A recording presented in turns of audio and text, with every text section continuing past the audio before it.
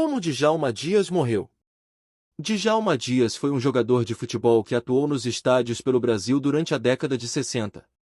Ele se tornou um dos principais jogadores do Palmeiras durante esse período, ajudando a equipe a se manter como uma das equipes mais vitoriosas daquela década. Djalma Pereira Dias Júnior, mais conhecido como Djalma Dias, nasceu em 21 de agosto de 1939, no Rio de Janeiro. Djalma Dias cresceu em uma família de classe média no bairro Cidade Nova. Diferente de muitos jogadores de futebol, Djalma pôde ter uma infância sem maiores preocupações. Sua família lhe proporcionou boas condições de vida, e ele desde novo foi incentivado a seguir uma vida acadêmica. Mesmo assim, a paixão pelo futebol apareceu cedo em sua vida, e ao mesmo tempo que o jovem se dedicava aos estudos, ele tinha como hobby jogar futebol nas ruas de seu bairro e no time amador Ezequiel Esporte Clube, onde chamou muita atenção. Entre as pessoas que o identificaram como uma joia rara, estava Oscar, ex-jogador do América do Rio de Janeiro, que o viu jogando e o levou para o time tijucano. Em 1956, aos 16 anos, Djalma começou a jogar no time infanto-juvenil do América do Rio de Janeiro, onde rapidamente se destacou por sua habilidade e inteligência em campo. No ano seguinte, em 1957, ele subiu para a categoria juvenil, onde continuou a impressionar com seu talento. Nesta fase de sua vida, Djalma Dias precisou fazer a escolha mais importante de sua vida, se seguiria a carreira acadêmica, como seus pais desejavam, ou dedicar-se ao futebol, que era sua verdadeira paixão. Inicialmente, ele quase seguiu o caminho da odontologia, por vontade de seus pais, ou da engenharia, por vontade própria. No entanto, a atração pelo futebol foi mais forte. Após decidir pelo futebol, Djalma Dias foi lançado em 1958, no time principal do América pelo técnico húngaro Gil Lamandi. Inicialmente escalado como lateral, ele demonstrou versatilidade ao atuar em várias posições da linha de defesa. Foi sob o comando de Jorge Vieira que Djalma foi fixado como zagueiro central, posição na qual se destacaria ao longo de sua carreira. Em 1960, Djalma Dias já havia se firmado como titular do América do Rio de Janeiro e liderou a defesa do time na conquista do Campeonato Carioca. Sua performance foi tão impressionante que ele foi eleito o melhor zagueiro do campeonato e a revelação do ano. A equipe de Jorge Vieira só perdeu um jogo durante a campanha e terminou o torneio com a defesa menos vazada, sofrendo apenas 15 gols em 22 partidas. No ano seguinte, Djalma continuou a se destacar, sendo novamente eleito o melhor zagueiro central do futebol carioca. Além disso, o América fez uma boa campanha na Taça Brasil, chegando às semifinais após eliminar o Cruzeiro e o Palmeiras, antes de cair para o Santos de Pelé. Com os bons resultados, outros times do futebol brasileiro se interessaram pelo jovem jogador. Djalma já havia manifestado o interesse de jogar por um clube de maior expressão nacional e internacional. Ele queria testar suas habilidades em um ambiente mais competitivo e continuar a evoluir como jogador. Em 1963, Djalma Dias se transferiu para a Sociedade Esportiva Palmeiras, um dos clubes mais tradicionais e bem-sucedidos do Brasil. Sua chegada ao Palmeiras foi recebida com grande expectativa, e ele rapidamente se estabeleceu como titular absoluto na defesa do time. Já no primeiro ano como jogador do Palmeiras, ele conquistou o Campeonato Paulista de 1963, e nos anos seguintes, ele ajudou o Palmeiras a conquistar diversos títulos importantes. Jogando pelo clube, Djalma foi escalado várias vezes para defender a seleção brasileira, porém, mesmo sendo um dos maiores zagueiros de sua época, acabou não sendo convocado para uma Copa do Mundo.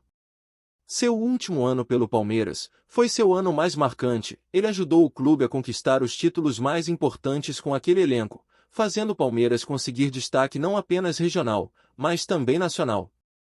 Em 1967, o clube venceu os torneios nacionais Taça Brasil e o torneio Roberto Gomes Pedrosa, também conhecido como Robertão.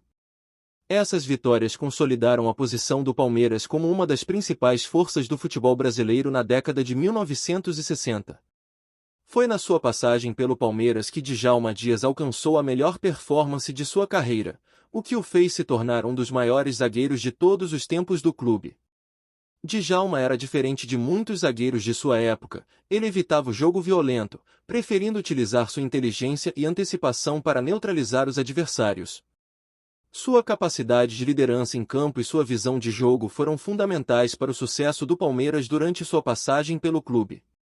Durante sua passagem pelo Palmeiras, Djalma jogou 240 jogos, marcando 2 gols e conquistando 5 títulos. Nessa época, ele se casa com Meriam Feitosa.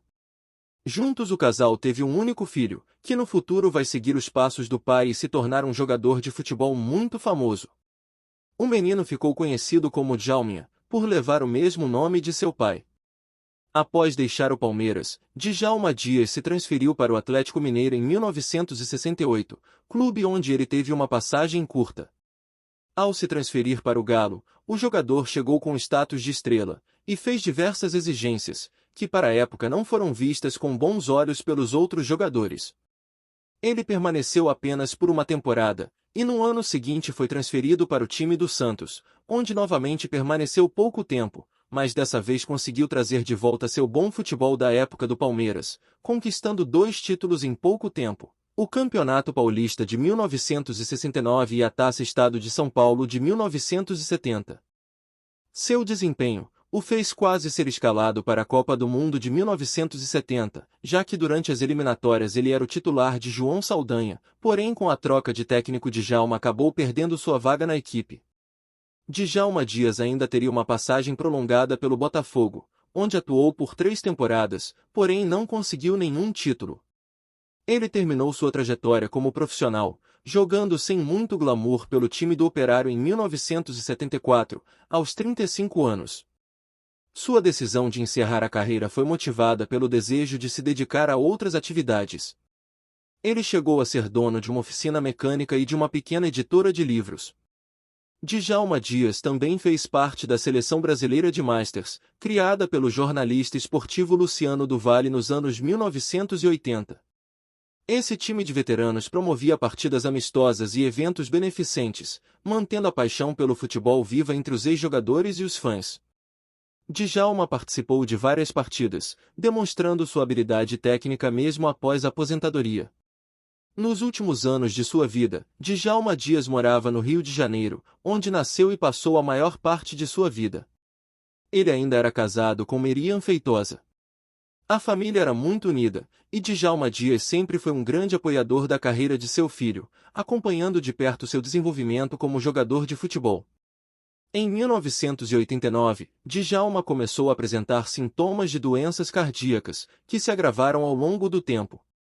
Ele foi diagnosticado com insuficiência cardíaca, uma condição que afeta a capacidade do coração de bombear sangue de maneira eficiente. Durante esse período difícil, Djalma Dias contou com o apoio constante de sua esposa e de seu filho, Djalminha. A família permaneceu unida, proporcionando suporte emocional e cuidando de Djalma em seus momentos mais críticos. Djalminha, que estava em ascensão em sua carreira como jogador de futebol, dedicou tempo para estar ao lado do pai e oferecer conforto. Infelizmente a morte de Djalma não iria demorar muito tempo para acontecer. No dia 1º de maio de 1990, enquanto estava em sua casa, o ex-jogador começou a passar mal, e seus familiares chamaram os socorristas para tentar salvar sua vida. Ele estava tendo uma parada cardiorrespiratória fulminante, que acabou sendo fatal. Djalma Dias morreu no dia 1º de maio de 1990, devido a uma parada cardiorrespiratória. Ele estava com 50 anos. O velório foi realizado no cemitério do Caju, no Rio de Janeiro. Diversas personalidades do futebol brasileiro compareceram ao velório para prestar suas condolências e homenagens. Entre os presentes estavam ex-companheiros de equipe, técnicos e dirigentes que tiveram a oportunidade de trabalhar com Djalma ao longo de sua carreira. Ele foi enterrado neste mesmo cemitério. Djalma foi uma inspiração para futuras gerações de zagueiros, influenciando o estilo de jogo de muitos. Ele é lembrado como um ídolo e exemplo de profissionalismo e dedicação ao esporte. E foi assim que Djalma Dias morreu. Se você gostou, deixe seu comentário e inscreva-se no canal. Até o próximo vídeo.